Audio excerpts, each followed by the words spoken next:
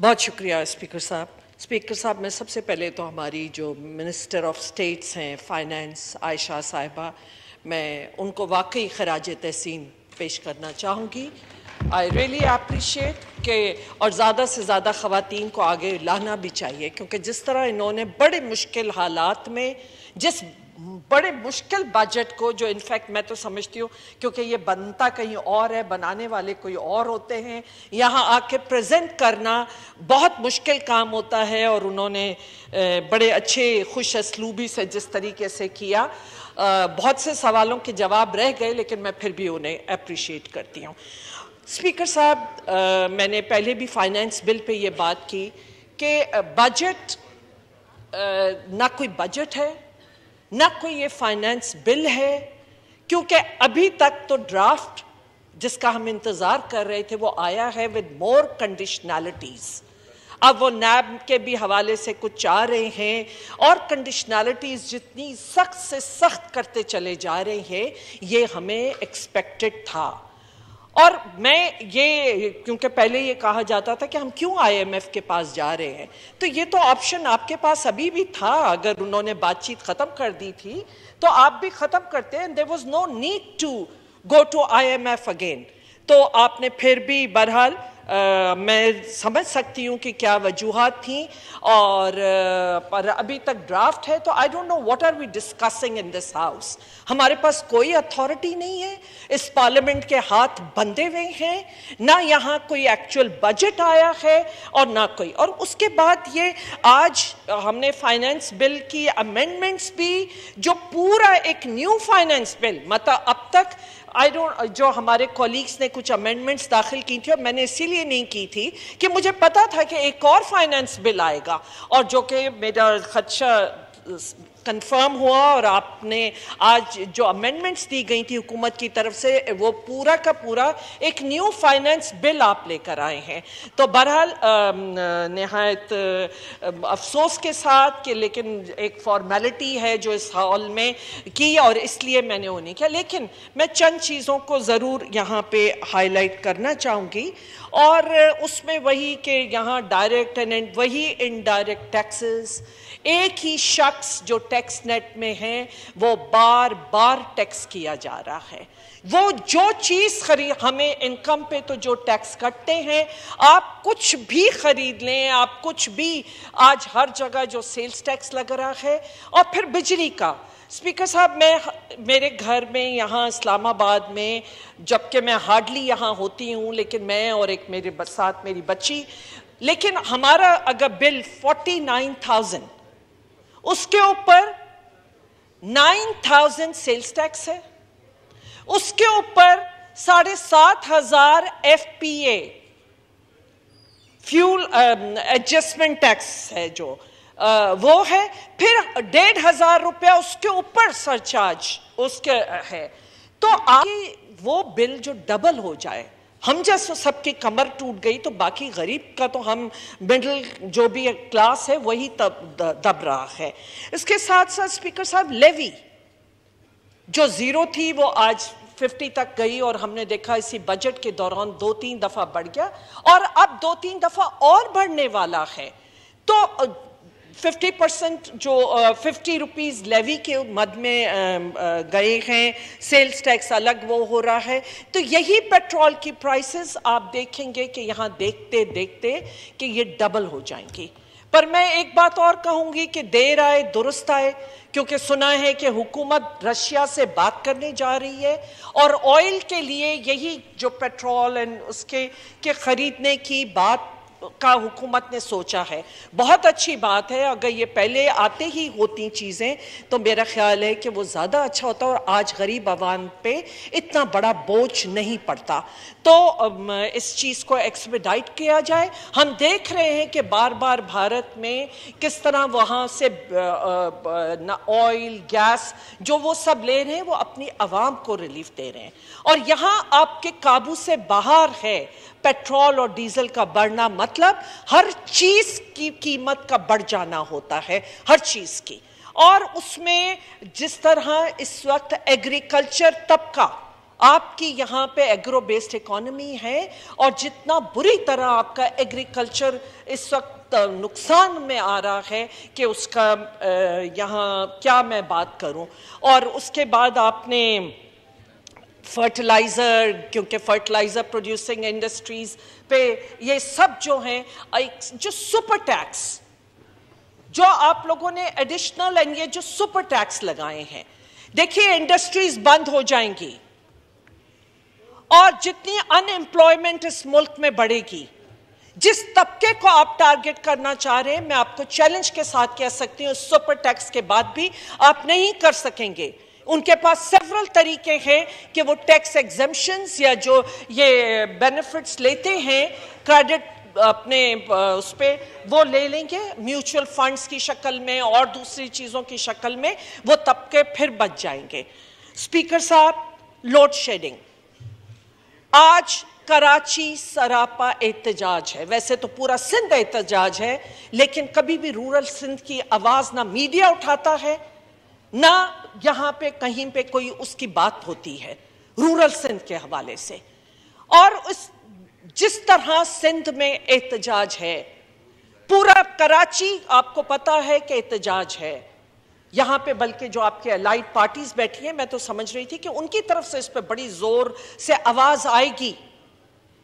میں کم از کم ان کے لیے ضرور بات کر رہی ہوں کہ جو 40,000 آپ کی انڈسٹری ہے کراچی میں وہ بند ہو جائے گی، کیونکہ جس طرح الیکٹرک یہ جو KEC ہے اس کو ہر دور میں بینیفٹ کیا گیا، لیکن آج جس طرح صورتحال ہے کہ آپ کے جو بجلی کے بل تھے وہ تو اپنی جگہ بڑھی رہے ہیں، لیکن جو ان ایفیشنسی ہے ٹرانسمیشن لائنز اینڈ آپ کے ٹرانسفارمرز اور جتنی مہنگا آپ نے کر دیا ہے، اس میں نہ انڈسٹری بلکہ ڈومیسٹک جو آپ کے بلز ہیں وہ اس وقت جہاں پہنچے ہوئے ہیں ایک لا اینڈ آرڈر سچویشن کی طرف ہم جا رہے ہیں، جو 2 دن سے میں کراچی کے حالات دیکھ رہی ہوں.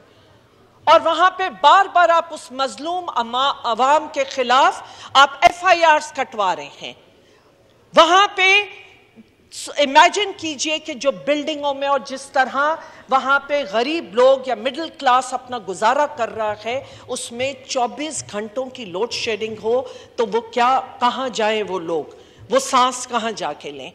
تو اسپیکر صاحب، میں یہ سمجھتی ہوں کہ یہ جو لوڈ شیڈنگ ہے، آپ کے جو بجلی کے بل ہے، آپ کے فیول، آپ کی گیس، آپ نے LNG نہیں خریدی کیونکہ مہنگی ہو گئی.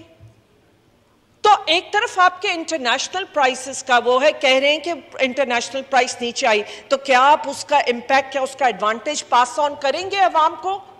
اگر وہاں پیٹرول سستا ہوگا 112 یا 100 کم نیچے آئے گا تو کیا وہ بھی ایڈوانٹیج پاس آن کیا جائے گا؟ تو یہ سب چیزیں ہیں کہ جو آپ نے اگر عوام کو ریلیف نہ دیا تو میں لا اینڈ آرڈر سچویشن دیکھ رہی ہوں.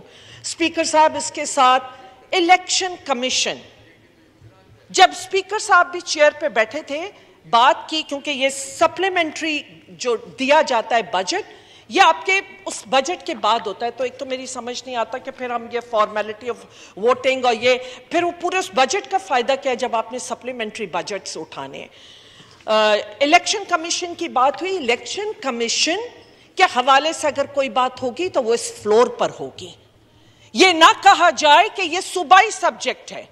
ٹریجری بینچز پہ آپ پوری تقریر کرنے دیتے ہیں، لیکن یہاں سے کوئی بولے تو کہا جاتا ہے یہ صوبائی سبجیکٹ ہے. اگر الیکشن کمیشن کی کوئی ویکنیسز ہیں جنہیں آپ سپلیمنٹری گرانٹ بھی دے رہے ہیں تو وہ اسی فلور پہ بات ہوگی. اور جس طرح first phase of local government election ہوا ہے، ہمیں بولنے کی ضرورت نہیں ہے، آپ کے 2 الائز شور کر رہے ہیں.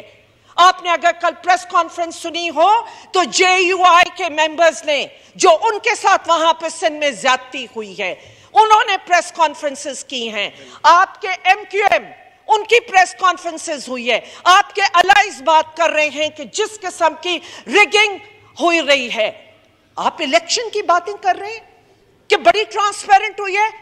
سندھ 2018 میں، ویسے تو اس سے پہلے بھی ہوتا رہا. ہم تھے جنہوں نے مقابلے کیے تھے ڈکٹیٹرز کے 1997 میں، جب ہم بی بی کے ساتھ کھڑے تھے ہم نے مقابلے کیے تھے. اور اب جب سندھ کے سودے ہو گئے ہیں تو کوئی الیکشن نہیں ہے، آپ کی انتظامیہ الیکشن کرتی ہے. 99 ناموں کے نیچے سچ بولا کریں. میں درخواست کرتی ہوں یہاں پہ جو الائز بیٹھی ہیں وہ بتائیں یہاں پہ فلور پہ کیا ان کے ساتھ انصاف ہوا ہے؟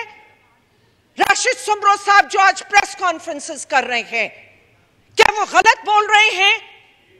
جو کچھ آپ کے ورکروں کے ساتھ وہاں پہ ہو رہا ہے، local government elections totally ragged elections ہوئی ہیں سندھ میں، ایک انتظامیہ کے خلاف ہوتی ہیں. آپ کے ڈی سی، آپ کے پولیس، آپ کا انٹائر انتظامیہ شامل ہے اس میں. آپ جس طرح وہاں پہ چھینا جا رہا ہے، میں یہ کہتی ہوں الیکشن کمیشن سے، میں ان اداروں سے کہہ رہی ہوں آپ کر دیں نیوٹرل اپنی انتظامیہ کو، کریں ایڈمنسٹریشن کو نیوٹرل اور پھر دیکھیے الیکشن. اسپیکر صاحب پلیز، اگر اداروں نے آنکھیں نہ کھولیں، اداروں نے عقل کے ناخن نہ لیے تو ہم ڈیزاسٹر کی طرف آ چکے ہیں.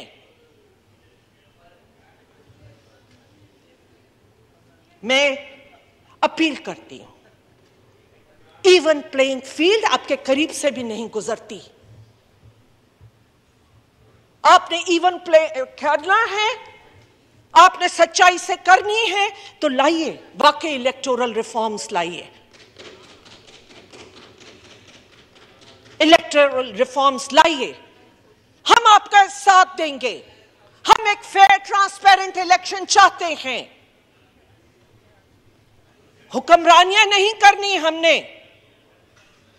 حال دیکھیے سندھ کا. خدا را میں کہتی ہوں آپ سب پہ ذمہ داری ہے. یہاں 99 نام کا بار بار تقریروں میں ذکر سنا جاتا ہے. آپ عمرہ کرائیں، آپ حج کرائیں، آپ کعبہ کے اندر ہو آئے، آپ 99 ناموں کے نیچے بیٹھیں. خدا را کچھ اس ملک کے لیے، کچھ سچائی کے ساتھ ہمیں چاہیے. ہم ڈیزاسٹر کے بالکل وہاں آ گئے ہیں کہ ہم ایک ساتھ بیٹھ کے کوئی ایسا رستہ نکالیں جہاں عوام کو ریلیف دیا جائے. تڑپ رہے ہیں لوگ. اسپیکر صاحب میرے حلقے کی ساری اسکیمیں کاٹ دی گئی. No cross talk, please. No cross talk. بڑا پسماندہ علاقہ ہے اور میں بار بار یہاں پہ پانی کی بات کرتی ہوں. ایک دھیلا پانی کے حوالے سے وہاں پہ نہیں رکھا گیا. میں کوئی اور سبجیکٹ اٹھا لوں. ہم نے کوشش کی تھی کہ کچھ بچوں کو جو ہمارا یوتھ ہے ہم ان کے لیے کوئی سپورٹس، کوئی ایسی ایکٹیویٹیز کے لیے کچھ بنا دے دے. ایک ٹوکن پیسے رکھے گئے ہیں، ایک ٹوکن. خدا را دل بڑا کیجئے، سندھ کو دیں پیسے. اور بدین کا خاص طور پہ میں یہاں ذکر کروں گی، میں ان کی نمائندگی کر رہی ہوں کہ پلیز جو ہماری اسکیمیں تھیں اس کی مد میں وہاں پیسے دیے جائیں. باقی تو سارے اداروں میں دیکھ رہی ہوں کہ کچھ نہیں ہے. دوسرا، کووڈ جتنا تیزی سے بڑھ رہا ہے کہ میں یہ چاہ رہی ہوں کہ کسی طرح اگر یہ ایک NCOC کی میٹنگ کرا لیں کہ کچھ اس کے رکھ لیں. باقی یہ سب چیزیں فائنینس بل میں، جی رکشہ پہ تو ٹیکس آپ نے 50% بڑھا دیا لیکن آپ نے لگژری گاڑیوں پہ 20% کیا ہے یا ایسے کچھ کیا ہے. اسی طرح عام آدمی یا غریب آدمی تو رکشہ چنچی ان کے وہ ہوتا ہے. پھر آپ چاہے آپ کی پراپرٹی رینٹ پہ ہو نہیں ہو، آپ انکم ٹیکس میں ڈال رہے ہیں امینڈمنٹ. جب وہ انکم ہی نہیں دے رہی، اگر کوئی پراپرٹی اگر رینٹ پہ نہیں ہے، آپ اس سے کہہ رہے ہیں کہ پھر بھی 5% آپ اس پہ پھر ٹیکس دے دیں. تو اس طرح بہت سے فلاز ہیں, بہت سی خامیاں ہیں کہ اس کے لیے پلیز اس میں دیکھیے. اور میں آخر میں آپ کے جی بہت شکریہ. محترمہ نصرت پٹھان صاحبہ. بسم اللہ الرحمن الرحیم. یا علی مدد.